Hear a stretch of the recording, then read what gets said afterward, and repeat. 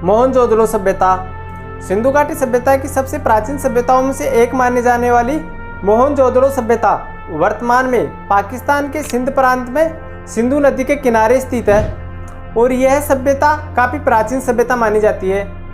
अगर हम मोहनजोदड़ो सभ्यता के उत्खनन की बात करें या मोहनजोदड़ो सभ्यता की खोज की बात करें तो मोहनजोदड़ो सभ्यता की खोज सन 1922 ईस्वी में राखलदास बनर्जी द्वारा की गई थी और इससे पहले सन 1921 ईस्वी में मैंने आपको बताया था कि हड़प्पा सभ्यता का उत्खनन कर लिया गया था। तो उसके बाद जो स्थान खोजा गया था वह स्थान मोहनजोदड़ो था। और मोहनजोदड़ो सभ्यता की अगर हम बात करें तो मोहनजोदड़ो का शाब्दिक अर्थ होता है मृतकों का टीला, यानी कि जो मोहनजोदड़ो सभ्यता है यहाँ से काफ़ी मात्रा में कंकाल मिले हैं। यानी कि वैसे तो कंकाल हड़प्पा सभ्यता से मिले लेकिन मोहनजोदड़ो सभ्यता से लगभग प्रत्येक घर से काफ़ी संख्या में कंकाल मिले हैं और जो एक कंकाल है ये अस्त व्यस्त मिले हैं, यानी कि इनका कंकाल का जो तंत्र था, इनका जो शरीर था वह एक समान नहीं मिला है। किसी का पैर अलग तो किसी का हाथ अलग मिला है। इससे जो इतिहासकार है वह यह अनुमान लगाते हैं कि जो ये सभ्यता है ये युद्ध के कारण विनाश हुआ था इस सभ्यता का, लेकिन इतिहासकारों में एक मत नहीं है। और जो मोहनजोदड़ो सभ्यता है यहाँ का जो नगर था दो भागों में बटा हुआ था, यानी कि मोहनजोदड़ो सभ्यता का जो नगर था वह दो भागों में बटा हुआ था, ऊपरी नगर और निचला नगर।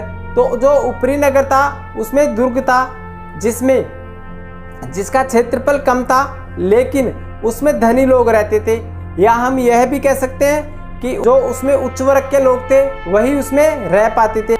जो निचला नगर था वह सामान्य लोगों के रहने का निवास स्थान था। और अगर मोहनजोदड़ो सभ्यता के उत्खनन की हम बात करें तो यहाँ से काफ़ी संख्या में जो कंकाल तंत्र है वो मिले हैं। इसके अलावा यहाँ पर कब्रों के भी जो अवशेष हैं वो देखने को मिले हैं, लेकिन सुव्यवस्थित कब्रों के जो अवशेष हैं वह हमें हड़प्पा सभ्यता से देखने को मिले हैं, वह हमें मोहनजोदड़ो से देखने को नहीं मिलते हैं। यानी कि यहाँ पे खुदाई में कब्रों में जो शव मिलते हैं वो कंकाल कब्रों में नहीं मिले और वह कंकाल जो यहाँ पे आवासीय घर थे उनके जो टीले थे उनमें मिले थे। इस कारण इससे हम यह अनुमान लगाते हैं कि यहाँ पर युद्ध हुआ था प्राचीन काल में, ऐसा हम अनुमान लगा सकते हैं। तो ऐसा भी इसके बारे में क्वेश्चन बनता है कि जो मोहनजोदड़ो सभ्यता है इसका विनाश क्यों हुआ था। तो कुछ इतिहासकार मानते हैं कि युद्ध के कारण हुआ था, कुछ इतिहासकार बाढ़ मानते हैं और कुछ इतिहासकार इसमें मलेरिया जैसी भयानक बीमारियां मानते हैं। तो सारे इतिहासकारों का अलग अलग मत है, लेकिन इनमें जो सर्वमान्य मत है वह मत बाढ़ का माना जाता है कि बाढ़ के कारण यह जो सभ्यता है इसका विनाश हो गया था, क्योंकि जो है सभ्यता है ये सिंधु नदी के तट पर है। इस कारण वैज्ञानिक इसे मानते हैं कि यह सभ्यता बाढ़ के कारण इसका विनाश हुआ था सभ्यता का। अगर हम मोहनजोदड़ो सभ्यता के घरों की बात करें तो यहाँ के घर नगरीय व्यवस्था में बने हुए थे और यहाँ के घरों के दरवाजे मुख्य सड़क की ओर न खुलकर जो गलियाँ थी उनकी तरफ खुलता था। यानी कि अगर मान लो सामने मुख्य सड़क है तो उस तरफ इनके दरवाजे नहीं खुलते थे, इनके दरवाजे पीछे की तरफ खुलते थे। और यहाँ पर मोहनजोदड़ो सभ्यता में काफ़ी संख्या में यहाँ पर कुएं के अवशेष मिले हैं, यानी कि मोहनजोदड़ो सभ्यता में सर्वाधिक संख्या में कुएं मिले हैं घरों के अंदर। तो यहाँ पर जो पीने का स्रोत था पानी का वो कुओं से निकाला जाता था। तो इससे हम यह अनुमान लगाते हैं कि यहाँ पर लोग पानी पीने के लिए कुओं का इस्तेमाल करते थे, क्योंकि यहाँ पर काफ़ी मात्रा में कुएं मिले हैं तो यहाँ के लोग कुओं का इस्तेमाल करते थे। और जो सिंधु सभ्यता की मोहर है वो सेलखड़ी की बनी होती थी, यानी कि सेलखड़ी आता था एक पत्थर का, उससे मोहरें बनी हुई होती थी।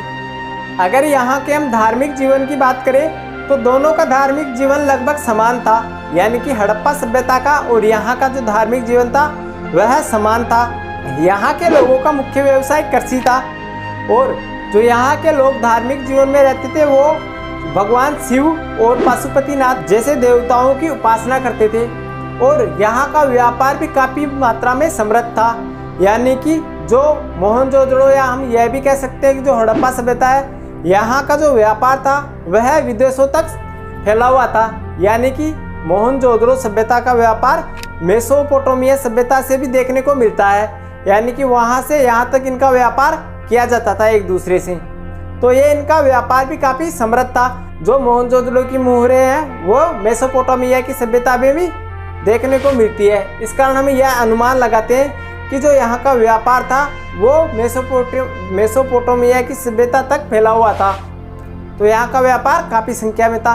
इसके अलावा अगर यहाँ की लिपि की हम बात करें तो यहाँ की लिपि भाव चित्रात्मक थी, यानी कि यहाँ की जो लिपि का अंकन किया जाता था वह अंकन चित्रों के द्वारा किया जाता था, यानी कि जो चित्र थे उनसे ये यहाँ की लिपि का अंकन किया जाता था। इसके अलावा जो सिंधु सभ्यता की लिपि थी वह लिपि दाएं से बाएं ओर लिखी जाती थी। वर्तमान में तो हम बाएं से दाएं ओर लिखने का प्रयोग करते हैं, लेकिन यहाँ की लिपि दाएं से बाएं ओर लिखी जाती थी और यह लिपि पत्थरों पर लिखी जाती थी, यानी कि पाषाणों पर लिखी जाती थी। इसके अलावा जो यहाँ पे कांसे और तांबे की धातुएं मिली है उन पर भी यह लिपि लिखी जाती है, इसका हमें लेख मिलते हैं। और यह सभ्यता काफ़ी प्राचीन सभ्यता थी। तो ये हमारी जो मोहनजोदड़ो सभ्यता है वह सभ्यता थी। अब हम मिलते हैं नेक्स्ट वीडियो में। अगर आपको ये वीडियो पसंद आया हो तो इसे लाइक करना और ऐसे इंफॉर्मेटिव वीडियो रोज़ देखने के लिए चैनल को सब्सक्राइब करना। ठीक है, धन्यवाद।